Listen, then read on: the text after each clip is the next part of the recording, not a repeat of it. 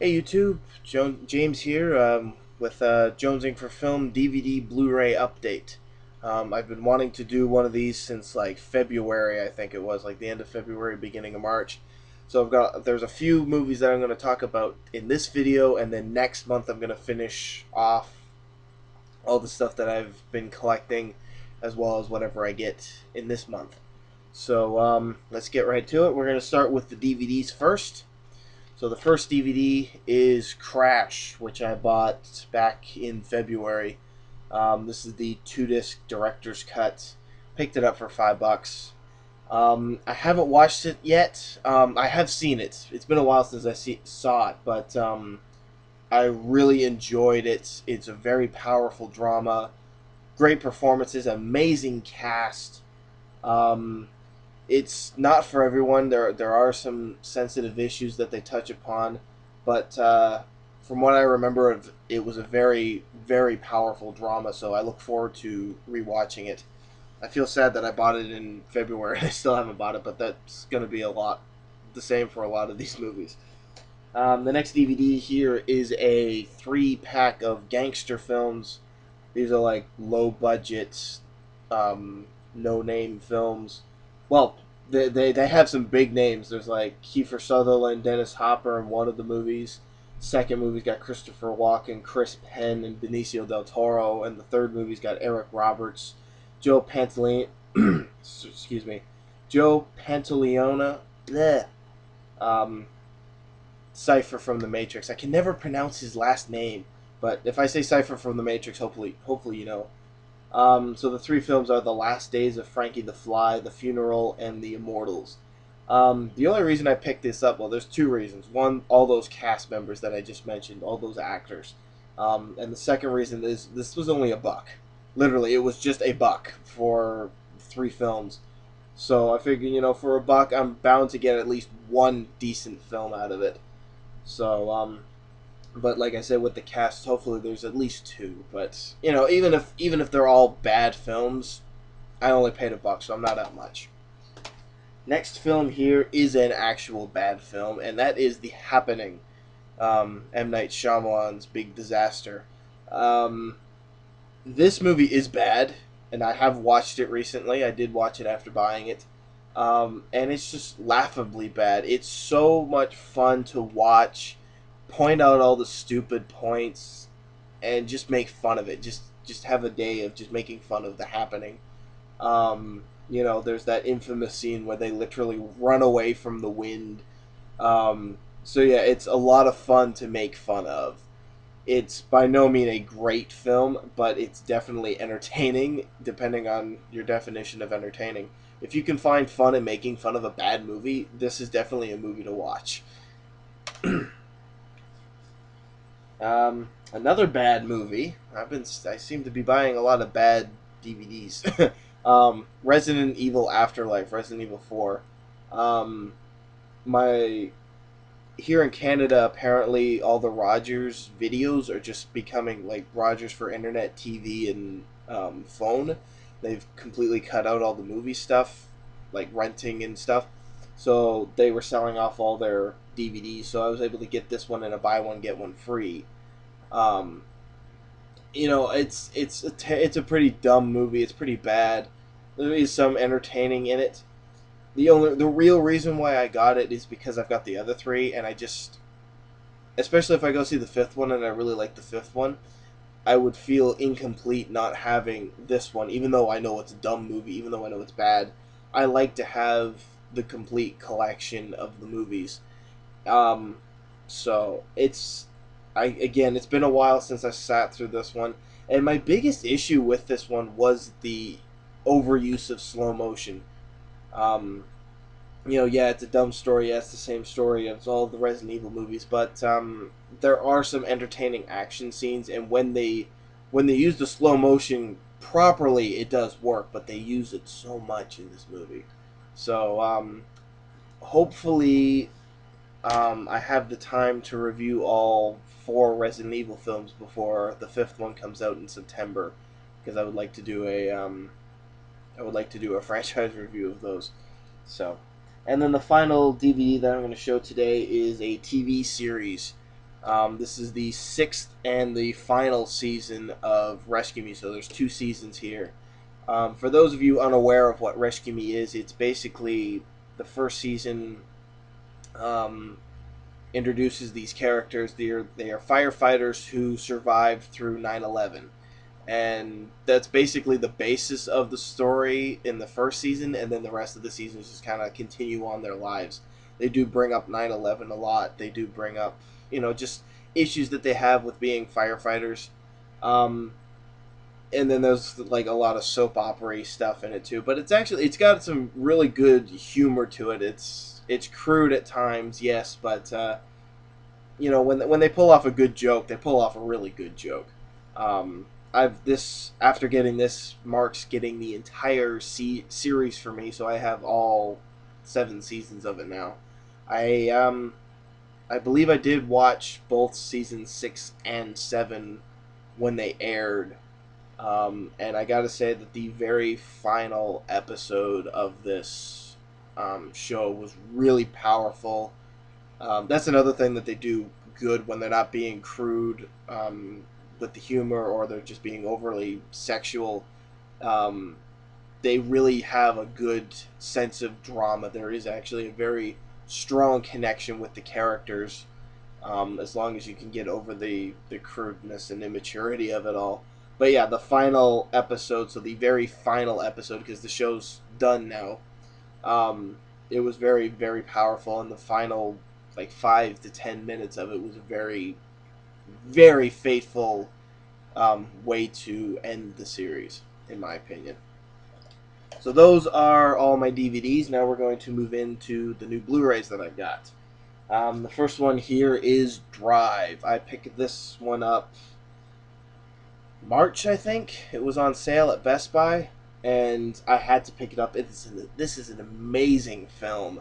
Um, I don't want to try and overhype it because I know it's not for everyone, but there are times when I can appreciate a slow movie, and this is one of those movies that I can appreciate. It is a slow movie. It's slow to build, but I got to a point where it just did not feel slow to me, and it just moved fast. And I was like, really? People are complaining that it's slow? But then I thought about it, and it's like, no, it's the beginning of it that's slow that people don't like. But there's great performances in this. It's shot beautifully. This is an art house film, true and true, and through and through. Sorry, not true and true. um, so yeah, if you're a fan of slow moving drama action kind of movies, it's kind of in its own a genre of its own. But if you can appreciate a slow building story and some great characters and brilliant acting, definitely check out Drive. Don't go into it expecting it's going to be like a Fast and the Furious movie or something, because you will be disappointed. It is a slow film. The next film is The Girl with the Dragon Tattoo. I picked this one up the day it came out. I actually did check out the Swedish version before picking this one up, and that was kind of like my like, I wasn't sure if I wanted to see it or not because of obvious reasons. If you know anything about the story, there's one certain thing that you most definitely will know about the story, or not the story, but the movie itself. There's a certain scene I'm not going to get into. So I wasn't sure if I really wanted to see it or not, and I was feeling different. I wanted to see something really different, so I checked out the Swedish version. And after the Swedish version was over, I was like, I'm not even going to bother renting or anything with the remake. I'm just going to go out and buy it, because I love Fincher's work. I've actually inadvertently bought all of his films. Like, I didn't even plan on buying all of his films. I just looked at the list of movies that he's done, and I looked and I was like, hey, I own all of these. So I really love his style of directing. This movie is brilliantly edited. It's so fast, and like an hour goes by and you're like, whoa, it's been an hour, and it's almost 3 hours. It's 20 minutes shy of 3 hours, and they paced it brilliantly. I did find the ending to drag a bit, but I actually kind of like the final moment of this one than the Swedish version, but there are aspects of the Swedish version that I prefer over this. So you know, but yeah, this is definitely an amazing film, and it's not one of those. It's one of those ones that it's not for everyone, and I really hope that they do the sequel because I've also seen the sequel. I still have to see the girl who kicked the hornet's nest in Swedish, but I have seen the girl who played with fire in Swedish, and I'm really hoping that they get around to remaking those two.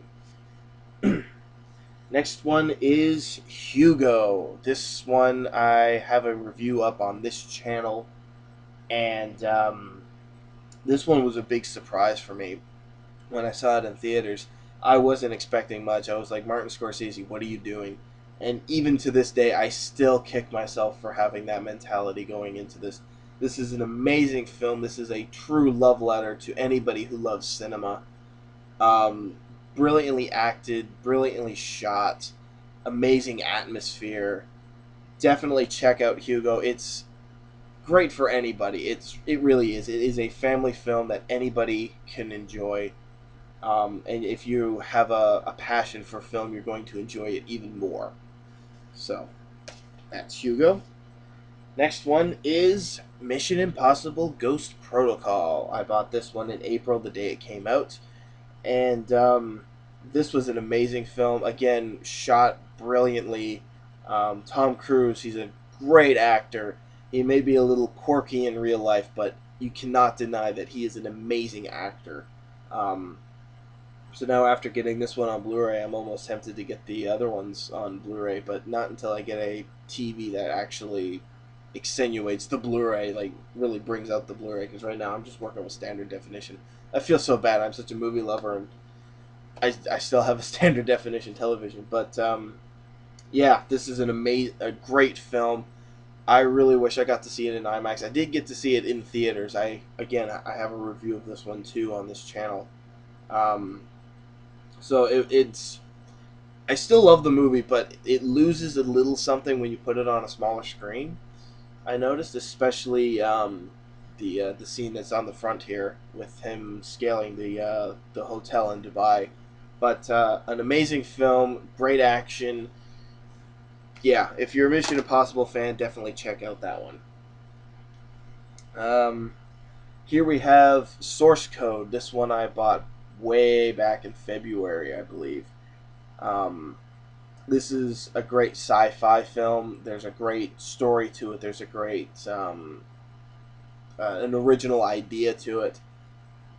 Jake Gyllenhaal gives a great performance here, as does Vera Farmiga.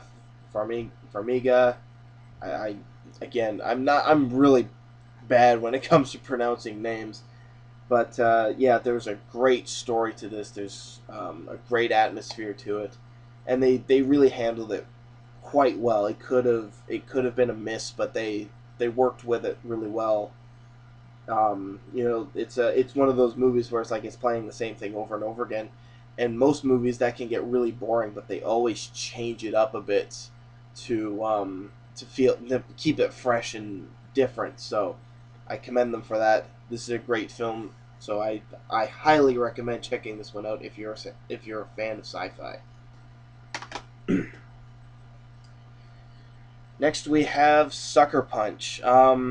This one I have mixed feelings about. This one was kind of my guilty pleasure of 2011. It's got some great action, some great visuals, but the story and the acting and the characters kind of fall flat. Um, it is essentially two movies in one, and unfortunately it doesn't mesh.